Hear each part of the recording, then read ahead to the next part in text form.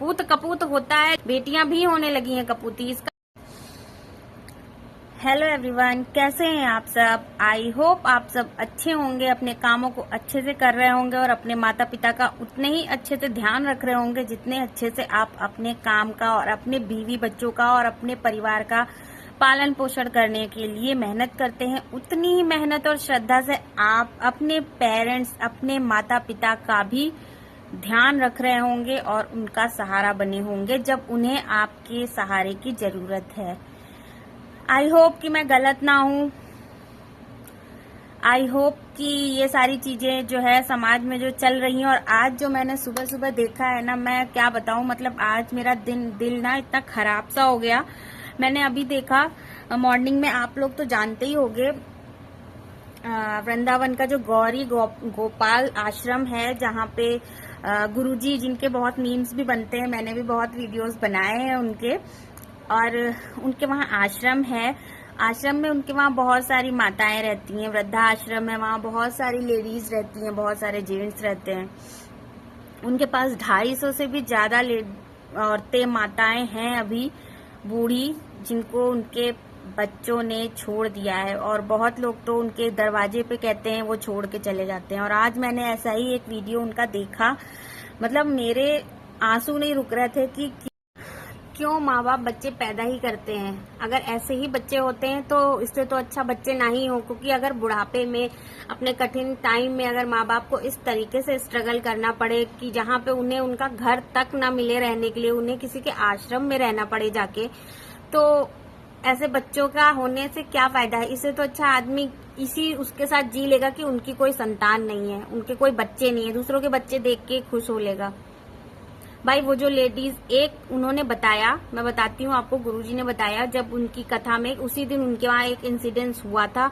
एक लेडीज थी, बूढ़ी दादी थी, वो खत्म हो गई और उसी दिन, और उसके 2-4 दिन पहले उन्हें हॉस्पिटल में एडमिट कराया गया था, और उनकी फैमिली को ये इन्फॉर्मेशन दे दी गई थी कि आप लोग आ जाओ, अब इनके पास ज्यादा समय नहीं है, अब ये ज्यादा बच नहीं पाएंगी, तो आप लोग आ जाओ, इनसे मिल लो।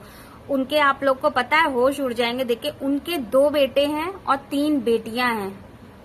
उनके 2 बेटे 3 बेटियां होते हुए भी, और वो लोग मुश्किल से 4-5 घंटे की दूरी पे ही रहते थे, सब बेटियां भी बेटे भी।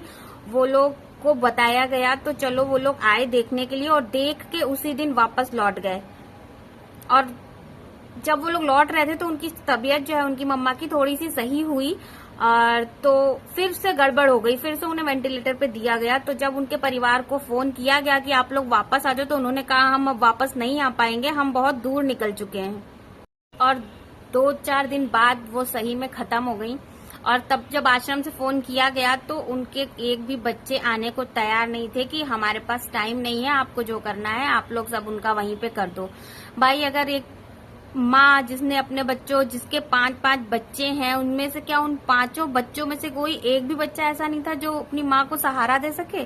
आज मतलब मुझे इतना खराब लग रहा था सुबह से कि यार क्यों ही लोग बच्चे पैदा करते हैं। मैं भी एक माँ हूँ, मतलब मैं उस चीज को इतने अच्छे से फील कर पा रही थी कि अगर बुढ़ापे में आपके बच्चे, जिनके लिए आप अपनी जान छिड़क रहे हो, अपना खून पसीना दे दे के उन्हें बड़ा कर रहे हो, उनके लिए सारी चीजें कर रहे हो, और अगर ऐसा कुछ हो जाए आगे तो वो माँ कैसे रहती होगी, उसके मन पे क्या बीतती होगी, वो मतलब वो फीलिंग क्या है कि मतलब वो क्या बताएं, उसके लिए तो शब्द ही नहीं है कि वो माँ, उसने कैसे इतने साल आश्रम में अपने बच्चों से दूर गुजारे होंगे। और उनके अंतिम टाइम में भी जब वो सोच रही होंगी कि चलो अब तो हमारे बच्चे आ जाएं, तभी भी उनके बच्चे नहीं थे, और उनके जाने के बाद भी उनके बच्चों के पास टाइम नहीं था कि अपनी माँ का आखिरी चीज कर दे वो आके।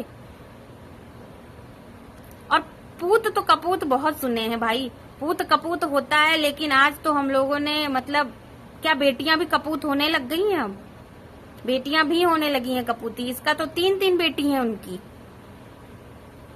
भाई बहुत कहने पर, बहुत बुलाने पर, बहुत ज्यादा आश्रम से फोन गया, बहुत ज्यादा बुलाया गया, तब उनका छोटा बेटा उनके पास गया।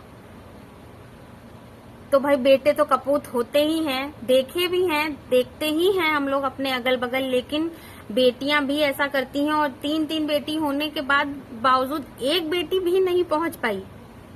ऐसे बच्चों का क्या है, भगवान ऐसे बच्चे देने से तो अच्छा है इंसान को बच्चे ना ही दे तो अच्छा है।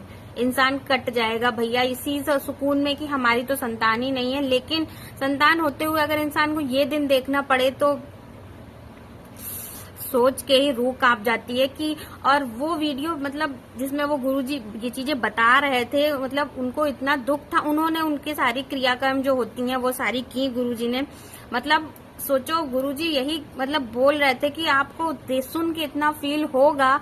मैं तो मेरे से तो पूरा वीडियो वो देखा तक नहीं गया, मुझे रोना आ गया, मैंने उसको हटा दिया वीडियो को। वो वीडियो इतना मतलब मुझे फील हो रहा था, मेरे बगल में मेरा बेटा लेटा हुआ था और मुझे इतना ज्यादा फील हो रहा था वो चीज की मतलब कैसे सही बात है। अगर बच्चे बड़े होके अगर ये दिन दिखा दे माँ बाप को तो इससे तो अच्छा माँ बाप वो दिन देखने से पहले ही दुनिया से चले जाएं। या तो भैया माँ बाप को बच्चे भगवान दे ही ना। जब तक माँ बाप दोनों होते हैं तो बच्चे चाहे माँ बाप की फिक्र करें ना करें, अपनी जिंदगी एंजॉय करें, कोई दिक्कत नहीं होती, क्योंकि माँ बाप एक दूसरे का सहारा होते हैं। वो उनको पानी पूछता है, वो उनको पानी पूछती हैं, एक दूसरे के दुख दर्द बांटती हैं, बुढ़ा बुढ़िया ऐसे करके बैठते हैं साथ में।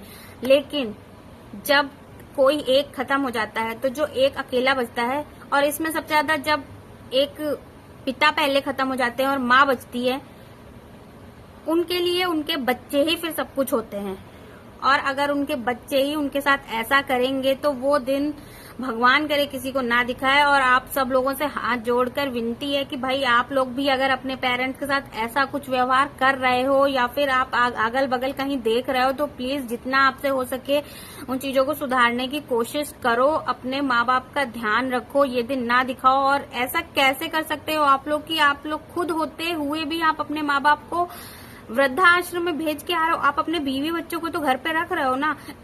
ठीक है, बहुएं बुरी होती हैं, औरतें बुरी होती हैं, औरतों की वजह से सास ससुर को आप लोग भेजाते हो। लेकिन अगर आप लोग के होते हुए बीवियों की इतनी चल रही है कि उनको वृद्धा आश्रम में आपके परिवार वालों को माता पिता को रखना पड़ रहा है, तो इसमें आपकी गलती सबसे ज्यादा है। आपकी कैसे हिम्मत हो गई कि आप अपने माता पिता को वृद्धाश्रम में छोड़ाओ। और भाई उन्हीं के आश्रम की एक स्टोरी मैंने और देखी थी, वो मुझे अभी याद आई, मैं आप लोग को बताती हूँ। जिसमें एक बेटा अपनी माँ को खुद आश्रम छोड़ने आया था और वो गुरुजी से कह रहा था कि मेरी बीवी और मेरी मम्मी की आपस में नहीं बनती है, इसलिए मैं अपनी माताजी को आपके आश्रम में छोड़ने आया हूँ, अब से ये यहीं रहेंगी। क्योंकि इन दोनों की नहीं बनती है तो सोल्यूशन यही है कि मम्मी यहाँ रहे। भाई ये सोल्यूशन है, बीवी को यहाँ मत बैठाओ, बीवी का स्थान जहाँ है वहां रखो, बीवी को यहाँ मत बैठाओ। एक माँ है जिसने आपको पैदा किया है, आपको बचपन से बीवी के लायक बनाया है, आप इतने बड़े हुए हो और आप उस माँ को छोड़े दे रहे हो। कैसे कल को आपके बच्चे छोड़ेंगे, आप इमेजिन कर रहे हो? जब आप अपने बच्चों को वहां, अपनी माँ को वहां छोड़ने गए, उससे पहले आपने एक बार भी सोचा कि कल को मेरा बेटा भी मुझे अगर यहाँ छोड़ने आ गया तो वो दिन क्या दिन रहेगा? भाई वो चुपचाप से बुढ़ी औरत ऐसे हाथ जोड़ के बैठी हुई थी और वो थे, काफी एज थी उनकी, वो ज्यादा एजेड थे, मतलब कम यंग नहीं थे ज्यादा, और वो अपनी माँ को छोड़ने आए थे भाई। और औरतों जो लोग इस चीज पे, भाई कितना भी लड़ो, सास बहू के चोचले दुनिया में होते हैं और ये खट्टे मीठे होते हैं, अच्छे भी लगते हैं और यही जिंदगी है। लेकिन इतना इस लेवल पे मत पहुंच जाओ कि माँ बाप को वृद्धाश्रम में छोड़ के आना पड़े। लड़ो, घरों में लड़ो, अगले दिन फिर से लड़ो, फिर लड़ो, रोज लड़ो, लेकिन इस लेवल पे मत पहुंचो। और भाई 5-5 बच्चों के होते हुए एक भी बच्चा जब माँ बाप को ऐसे टाइम में पूछने ना आए, भाई मत करो ये सब।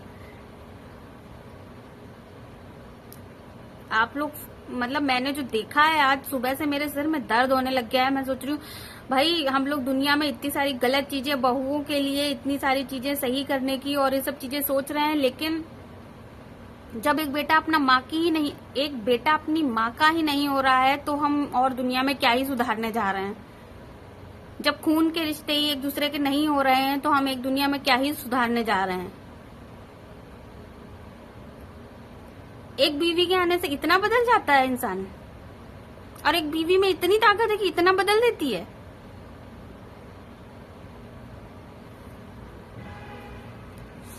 भगवान न करे कल को आपके बच्चे भी आपको ये दिन दिखा दें, क्योंकि आपने मिसाल पीछे से सेट की है, अपने बच्चों को दिखाया है कि तुम्हारे दादा दादी आश्रम में रह रहे हैं, इसलिए उन्हें भी पता है कि कल को हमें भी अपने माँ बाप को आश्रम में ही रखना है। तो भाई जो लोग ये चीज कर रहे हो ना, ये जान के करना कि कल को आपके बच्चे भी आपको वहीं पहुंचाने वाले हैं, कर्मा लौट के आएगा।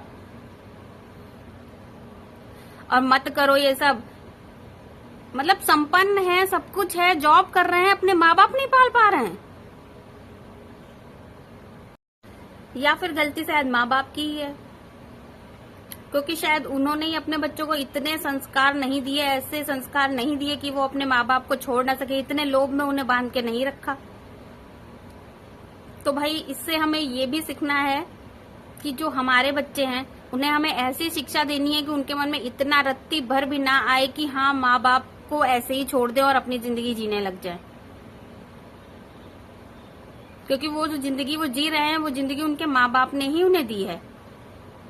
तो हमारा कर्तव्य ये भी है कि हम आज से अपने बच्चों को उस चीज के लिए भी तैयार करें कि कल को हमारे बच्चे ये चीजें भी ना करें।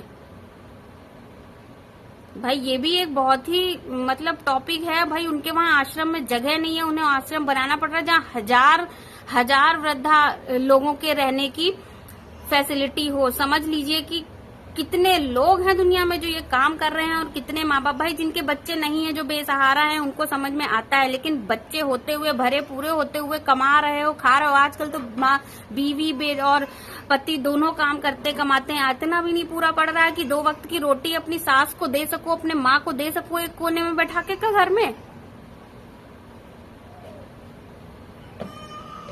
भाई आंखें खोलो, कुछ तो अच्छी चीजें करने की कोशिश करो। तब तक के लिए